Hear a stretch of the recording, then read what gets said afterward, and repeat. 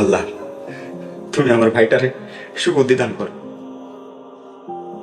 তো তোর চাকর দেখছি মালিকের থেকেও বেশি নবাব। সকাল 10টা বেজে গেছে, এখনো কোনো খবর নেই।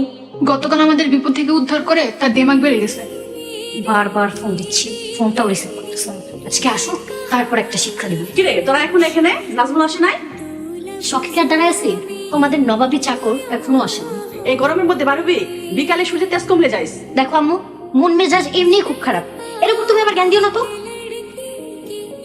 আসসালামু আলাইকুম কাকু। ওয়ালাইকুম আসসালাম। এই তো নাজমুল এসে পড়ছে, তোরা যা, দুপুরে আগে বাসায় চলে আসবি। এই যে স্যার, কয়টা বাজে?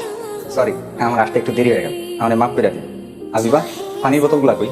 ওই যে এখানে রাখা আছে, নিয়ে যা।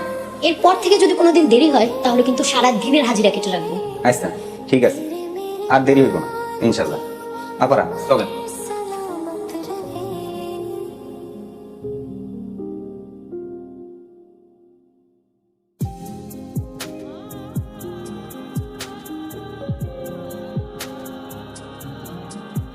পিঙ্কি, তুই না নাজমুলকে শিক্ষা দিবি?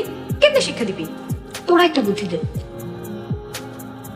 বেচারাকে দেখে কেমন যেন অসুস্থ মনে হচ্ছে। ওকে শিক্ষা দেওয়ার প্রোগ্রামটা পাতাও যায় না। নো ওয়ে, ও আজকে অপরাধ করেছে, ওর পাওনাটা আজকেই বুঝিয়ে দিতে হবে। ওকে ধাক্কা মেরে পানিতে ফেলে দে। কি বলস? যদি ডুবে মারা যায় তখন আমরা 3 দিন ফেসে যাব, জেলে যেতে হবে আমাদেরকে। না না না না, গ্রামের ছেলে ডেফিনেটলি সাঁতার জানে, ওকে পানিতে ফেলে মারা যাবে না। উল্টো পানিতে পড়লে তো ভেজা শরীরে উঠে বাড়িতে চলে যাবে। অপমানজনক কিছু করতে হবে। রাইট, ওকে ওর নিজের অবস্থানটা বুঝিয়ে দিতে হবে। বেচারা গতকাল আমাদের ছিনতাইকারী হাত থেকে রক্ষা করলো, ওকে আজকেই তোরা অপমান করবি? শোন যদি, আগের কালের চাকর বাকররা আর সেনারা না রাজাদের জন্য একদম জীবন দিয়ে দিত, আর সেখানে সামান্য অপমান কোনো কিছুই না। চল। কাকা, আপন আপনি বাড়িতে যান, ওই দিক গিয়া ছেলের পাশে থাকেন। আসলে ও খুব ভয় পাইছিল, এই জন্য কিছু সময়ের জন্য ওর জবান বন্ধ হয়ে গেছিল। হুজুর, আপনি যদি আমার ছেলেটার কাছে না যাতেন, এটা বড় ধরনের ক্ষতি হয়ে গেছে। না না, আমি কোনো ঝাড়াঝাড়ি করি না, আমি শুধু ওর জন্য মন থেকে দোয়া করছি। সব আল্লাহর মেহেরবানিতেই দিচ্ছে, সে সুস্থ হয়ে গেছে, আমার কোনো ক্ষমতা নেই। হুজুর, এটা দোয়ার খাতিরে রাখেন। না না, কি করতেছেন? এই টাকা আমি নিতে পারবো না, কেন বুঝতেছেন না? হুজুর, আপনি যদি এটা না নেন তাহলে আমি মনে বড় কষ্ট পাবো। হুজুর, আপনি আমার কষ্ট দিয়েন না। কেন হুজুর, আমি গরিব বলে নিবেন না? সি কি বলেন কাকা? আল্লাহর বান্দা এই নাজমুল ইসলামও গরিব মানুষ। কাকা, টাকা দিয়ে আমার গুণাগার করেন না, এই টাকা নিতে আমার জোর করেন না। হুজুর, তাইলে এটা হাদিয়া হিসেবে নেন। কিসের হাদিয়া? হুজুর, আপনি যে আমার ছেলের জন্য দোয়া করছেন তার হাদিয়া। কাকা, আল্লাহ আমার জ্ঞান দিছে, আল্লাহর দান আমি টাকার সাথে কেমনে বিনিময় করি? আমি দোয়া করছি, আপনার ছেলে সুস্থ হয়ে গেছে, এটাই অনেক বড় পাওয়া। কাকা আসি, আসসালামু আলাইকুম। ওয়ালাইকুম আসসালাম। রহিম, বেলাল, জি ম্যাডাম, হুকুম করেন। নাজমুল আমার সাথে বিয়াদবি করছে। আমি কি বলছি বুঝতে পারছো? নাজমুল আমার সাথে বিয়াদবি করছে। তোমরা যেখান থেকে পারো ওকে এক্ষুনি ধরে নিয়ে আসো, যাও। ম্যাডাম, নাজমুল হুজুর। Shut up! কিসের হুজুর? নাজমুল আমার চাকর, বেতনভুক্ত চাকর। এবার বলো কি বলছো?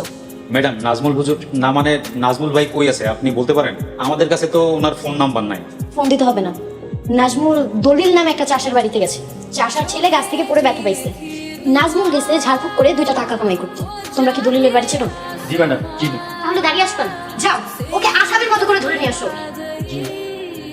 আপনি রহিম, বেলাল, দাঁড়াও, তোমরা কোথাও যাবে না। আম্মু, তুমি আমার কাজে বাধা দিচ্ছ কেন?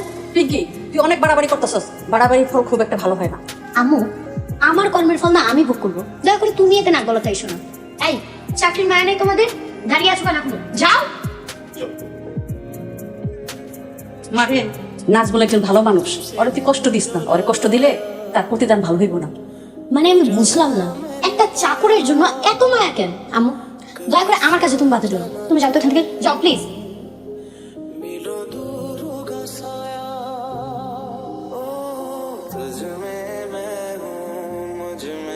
আসসালামু আলাইকুম নাজমুল ভাই। আসসালামু আলাইকুম। ওয়ালাইকুম আসসালাম।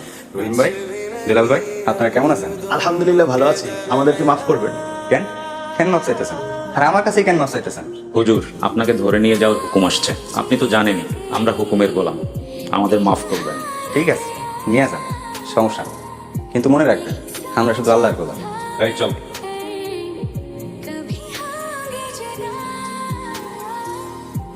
হ্যালো, আরে কি ব্যাপার, বারবার ফোন দিতেছো কেন? একটা জরুরি মিটিং ছিলাম। বলো কি হয়েছে? আপনি এখন কোথায়? এদিকে তো গজব হয়ে গেছে গা। আরে কি বলো, কি হয়েছে? আপনার মেয়ে সেই চাকা চেচ্ছে নাজমুলের উপর। বেলাল আর রহিমরে পাঠাইছে নাজমুলের ধরে আনতে। আরে নাজমুল কি করছে? নাজমুল কি করছে আমি জানি না। নাজমুল আর পিঙ্কিরা সকাল 10টা বাজে গেছিল গ্রাম দেখতে। একটু আগে পিঙ্কি তার বান্ধবীরা বাড়িতে আসছে, নাজমুলের সাথে আসছিল না। তারপর থেকে আমি এমন খেপা খেপছে নাজমুলের ধরে আনতে পাঠাইছে। এটা তো সাংঘাতিক বিষয়।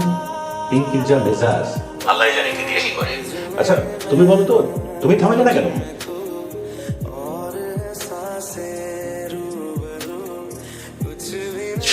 ম্যাডাম, হুজুর না মানে নাজমুল ভাইটা ধরে নিয়ে আসছি। এক্ষুনি শক্ত করে খুলে বেঁধে দিল। হ্যাঁ, আমার গভর্নমেন্ট আমি কি দোষ করছি? কারণ তুই সামান্য চাকর হয়ে আমার আদেশ অমান্য করেছিস। আজকে তুই টের পাবি আমার আদেশ অমান্য করার কি শাস্তি। এই তোমরা দাঁড়িয়ে আছো কেন? বাঁধো ওকে। আপনি কি করতেছেন ভাই? আমার ছাড়া দেন, আমি নেই তো, আমি কোনো দোষ করি নাই। বেলাল এক্ষুনি নাজমুলকে ছেড়ে দাও।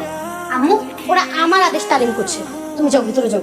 ধ্বংস হয়ে যাবি, বিরাট ভুল করতেছস। এসব করিস না মা। আম্মু, তুমি আমার কাজে বাধা দিও না তো। এই ওকে 100 বেতের বাড়ি মারো। আমি কোনো দোষ করি নাই, আমি নির্দোষ, আমার ছাড়া দিতে কন। এই তোমরা দাঁড়িয়ে আছো কেন? মারো ওকে। আমি কিন্তু কোনো দোষ করি নাই, আমার এখনো থাই হাতে। এই খবরদার।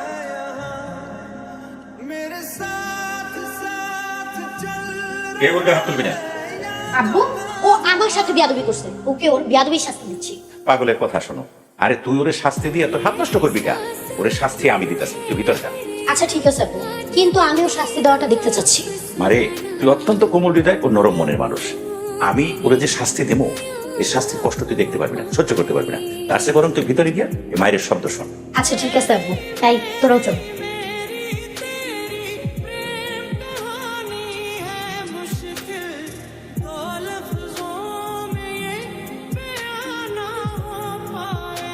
বাবারে তুই এক্ষুনি এদিকে চলে যা, যা ভাগ হইতেছি। কি করতেছেন? মায়ের পরে কি জবাব দিন? অন্তত একটা দুইটা বাড়ি মারুন। দেখো পাগলের, আরে পাগল এদিকটা আমি দেখতেছি, তুই এক্ষুনি হিন্দে ভাগ যা।